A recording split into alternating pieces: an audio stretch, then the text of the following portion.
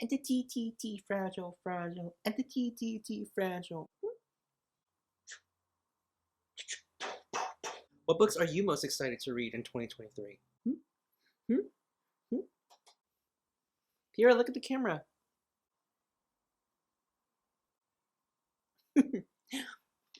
Hello everyone, how's it going? My name is Elias. Welcome back to my channel, and in today's video, I'll be talking about the most anticipated books I'm excited to read most in 2023. So when I was, conducting my research for books that were coming out for the rest of the year, mainly I'll be talking about books coming out from like January to July, and then some other tentative books coming out in the later half of the year. But when I was, conducting this research and all that, there are actually some really great books that are coming out.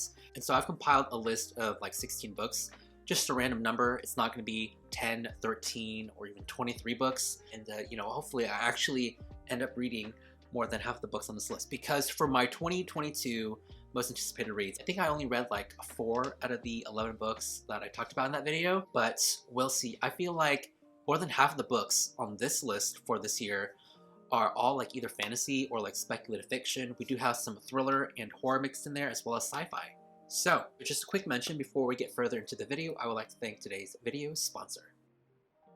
So before we get further into the video, I would like to thank today's video sponsor, Harry's. So if you didn't know, Harry's is a company that manufactures and sells shaving kits and personal care products, and I'm really happy to be collaborating with them for this video. It's because I've actually been using Harry's for like the past 4 years of my life, give or take. I just want to be transparent and real with you guys. Like, this isn't just some random sponsor. I've actually been using their products for a while. I believe this razor has lasted me like 4 years now, but I've been switching out the blades every so often. And this bottle right here, like the aftercare, a good few months. I mean, I can prove it to you because you can see the wear right here that this bottle has, that I've been using it for a good while now. So Harry was cool enough to send me their starter kit. And in this starter kit, you get a box like so sent to your house. And pretty much in this bag are just 3 things for your starter kit. So in this kit are essentially, honestly, 2 things to get your day ready, groomed. You have a blade cover, a foaming shave gel, and the razor itself. Okay, so for this one, I got the 2-toned Ocean Sage blue color. So they have a new 2-tone handle design that also has an improved grip, as well as being 50% of the handle is recycled. All of the blades are essentially premium high quality, and they're all manufactured in their own factory in Germany, which is really cool. And the best part of it all is the razor is super cheap. It's like $9. So if you're looking for a really great, high quality, but affordable starter kits, then look no further, because I got you. You can redeem your starter set for just literally $5 using my link down below. Again, they're really great, can't recommend them enough, and thank you once again to Harry's for sponsoring today's video. Alright, and with that being said, let us go ahead and get straight into the video. Alright, so if I'm looking down, it'll be at my trusty laptop here of 7 years that I've had ever since I started on this journey, and I feel like it's given up on me now, but I am just trying to hold on as much as possible. I'm just striving and holding on to my lifeline, because you know what? She's different. She's different from any other MacBook out there, because she still has all of her plugins. Like, you don't need a separate extension to plug in your SD cards, USB cables, and all that. She has everything right here, and I don't want to give that up, because I feel like if I upgrade to a new laptop, it's over. Anyways, we're not here to talk about my laptop, okay? We're here to talk about my most anticipated reads of 2023. However, if there's a sugar daddy in the comments who wants to give me, a brand new laptop, my DMs are open. And so are my legs. But anyways, that's not the point. So let's get into the video. So we're gonna start off with January. Even though the month is practically over, we have a book called City of Nightmares by Rebecca Schaeffer. This one came out already. This one has already come out, and the reason why I'm interested in this is because it's a fantasy, and it's supposed to be in the vein of Strange the Dreamer. If you didn't know, Strange the Dreamer was one of my all-time favorites YA fantasy books of all time. It was beautiful, mesmerizing, the writing was exquisite. For a favorite, I don't remember as much, so it does require a reread. But I saw Strange the Dreamer, I remember how impactful it was for me, and so I'm really excited to this one, because this is a city where dreams or nightmares come to life. And so we follow this cowardly sister, as mentioned in the synopsis, who is thrown into like this political warfare along with her man-eating spider of a sister. That's literally what it says in the synopsis. So don't really know too much about it, but enough to pique my interest. There you go. All right, so the next book, also already out. This is like another speculative, more on the heavier side of fantasy, and it's called Emily Wilde's Encyclopedia of Fairies by Heather Fawcett. So I have a thing with fairies. I love them. I believe they exist in our world. I do. I believe in fairies. You know, I believe Tinkerbell and the Wicks Club, they're real. You know, Holly Black's world, they're real. A Spiderwick, how do you think she got the inspiration for that? No, don't tell me that it's a sublet, an outlet of like a fantasy mindset, because we live in the real world and this takes place in the real world. Fairies exist, and if you believe in them, you'll see them too. So anyways, I always love reading books about fairies just in general because, you know, it's just that whimsical, imaginative side that I had reading as a kid. You know, every time I read a book about fairies, it still captures that emotion, that aspect of it. And so I'm very excited and looking forward to reading this because it mainly follows this Cambridge professor who is conducting a research just on the topic of fairies in general and trying to create an encyclopedia out of it. And so I think in this context, fairies do exist and they're very real. And so she goes and travels to this small renowned village where apparently there's some like fairy secrets and all that. But when she gets to this village, her insufferable rival appears as well. And what do you know? He's smoking hot. However, it makes me think maybe he has something to do with fairies or challenging. I don't know. We'll see. But apparently it's been getting a lot of good reviews and the writing is supposedly really good. So really looking forward to it. All right, the next book that is also out, this one is a YA fantasy, and this one is called Godkiller by Hannah Kenner. The cover itself is what drew me in the first place. Honestly, I want to say all the books on this list, all of the covers, they're really stepping up their game this year. So all I know about this one, it primarily follows a couple of characters, one of whom is Witch, a god killer who kills gods for a living, and she meets another character, I believe he's like the king's warrior or something, and they both cross paths with another god who cannot be killed, the god of lies, who is also entangled with the life of a little girl. All of these characters' lives and fates, they intertwine, and that's pretty much all I know. All right, so the next book also out is How to Sell a Haunted House by Grady Hendrix. So I read the Final Girl Support Group by Grady Hendrix, my first book from him, and I enjoyed it to a degree. I was a little disappointed and a little underwhelmed with just the delivery. The premise itself was just so good, but it just failed to pack a punch for me. However, I do own another book written by him, which is My Best Friend's Exorcism. And so I still have to read that, but this one also sounds very interesting as well. It primarily follows a trio of siblings whose childhood house is haunted, and I believe they're trying to get that haunted house into the market to be sold or something like that. And I feel like the underlying theme or aspect of what this book has to offer has to do with parental trauma. You know, as the eldest son of immigrants who was homeschooled and brought up conservative and Catholic all his life. It hits deep, it hits home. So, all right, so finally we have come to the selection where these books are yet to be released in February. The only book in February, in fact. And this one is She is a Haunting by Chang Tran. So my mom's name, fun fact, is Chang. Usually in this case, people would pronounce it as Trang or Trang, which is sort of incorrect, but I don't know, if you ain't Vietnamese, you can't really, you know, pronounce it correctly. So I guess in this case, I'll give it a try. So She is a Haunting is by Trang or Trang Tran. It primarily follows a young girl named Jade who is going back to Vietnam to visit her relatives with her sister. However, when she arrives, she begins to notice these weird supernatural things occurring inside the house, as well as a disturbing and ominous message from a ghost bride. I also think it's also sapphic as well. This book also comes out at the end of February, I believe. All right, so next we're moving on into March, and the next book, a thriller at that, is The Kind Worth Saving by Peter Swanson. Listen, Peter Swanson, I have to give him credit where credit is due. His subsequent books in the following years have not been a huge favorite of mine. In fact, a lot of them I feel like were misses. However, he is the author that essentially cultivated my love for thriller books. You know, just my career in general. One of the first and best thrillers I've ever read came from this author. This one was called The Kind Worth Killing. Years later, we have a sequel following that original book. And I'm very excited because that ending for that first book just left me hanging, just left me speechless.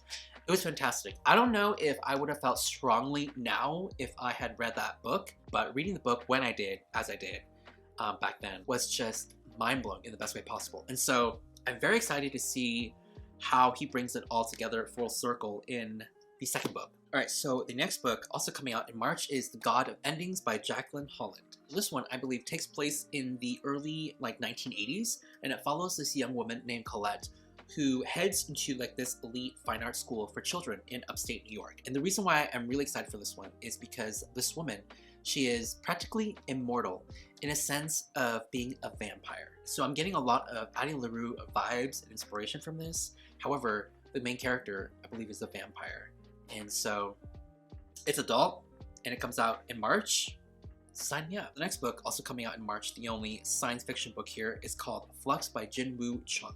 And all I know about this one is that it primarily follows a young man who discovers his fellow employees have the ability to time travel and are inadvertently covering up a string of violent crimes. And according to Goodreads, this book combines elements of neo-noir, speculative fiction, 80s detective shows, and it's a haunting and shocking exploration of the cynical nature of grief, of moving past trauma, and the perversive nature of whiteness within the development of Asian identity in America. Sounds gold to me. So moving on. So this next book I'm also very excited for, also coming out in March. This one is called Chlorine by Jade Song. All I know about this one is that it follows a young Asian woman who is a swimmer, and her ultimate goal in life is to become a mermaid, no matter how much blood or guts she has to spill. And that's pretty much all I needed to know, because as someone who swam for 10 years of their life, like all the way in high school throughout college, I'm very looking forward to this one. All right, so now we are moving along a couple of months all the way into May, and the book that I'm really intrigued by that gets released during the month is called The Book That Would Burn by Mark Lawrence. This one is a fantasy, and it follows these two pivotal characters, a boy and a girl. The boy has lived his whole life trapped in a library that's older than empires and larger than cities. Honestly, if you know anything about me, is that I love books about books, specifically books about like libraries or bookstores revolving around characters whose lives just deal and cultivate around large amounts of books in general. But in this case, it's a library, which is giving me sort of Strange the Dreamer vibes, and a girl who has also spent her life in a small settlement, and according to Goodreads, it's out on the dust where nightmares stalk and no one goes. The world has never even noticed them, but that's about to change. So there's not a lot going on in the synopsis, but I'm perfectly okay with it. You know, there's enough meat on there to get me wanting. And the cover, that's my type of cover right there. All right, so the next book, also coming out at the end of May, is called The Late Americans by Brandon Taylor. Brandon Taylor is another author that I've read from, and while I did enjoy and like his, I believe it was his debut novel called Real Life, I thought it was okay. It was just fine. It was like a slice of life and following a character just during a weekend. And that was pretty much it. But the main reason why I want to read from him again is his writing. There's just something really raw and gripping about his writing, even though the story itself didn't really progress or didn't wow me in any way. There's just something about his writing that I really like. And so I'm looking forward to reading this one. This one just primarily follows a trio of friends who all live in Iowa and just decide to append their lives there and move into an uncertain future. Pretty much all I know, to put it simply. So the next book, also coming out in May, that I'm very excited for is Yellowface by Quan. And so the premise of this book is really interesting. It follows these two authors, Athena and June, the latter of whom is white. So when June witnesses Athena's death, she literally takes and steals the deceased woman's work as her own and publishes it, along with an ambiguous racial profile photo and a different name to sound more Asian. Because I guess in June's perspective, in her world, doesn't this piece of history deserve to be told, whoever the teller? And apparently, in this book, the New York Times bestseller list also agrees. Very telling. And so, yep, there you have it. Cultural appropriation and erasure at its finest. Really looking forward to this, even though I did not enjoy R.F. Kuang's previous works as Babel and The Poppy War. I think I gave both of those books 2 to 3 stars. We'll see how this one fares. But this one is totally different. This one is like not fantasy. It's a place in the real world. Okay, so the last book coming out in May is The Witch King by Martha Wells.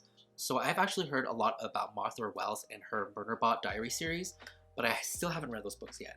But this one sounds really interesting and really good. This one primarily follows a being whose consciousness is basically dormant in suspended animation in like this water tank. I believe he's a demon, but he wakes up to find sort of like a lesser mage trying to harness the demon's power for his own.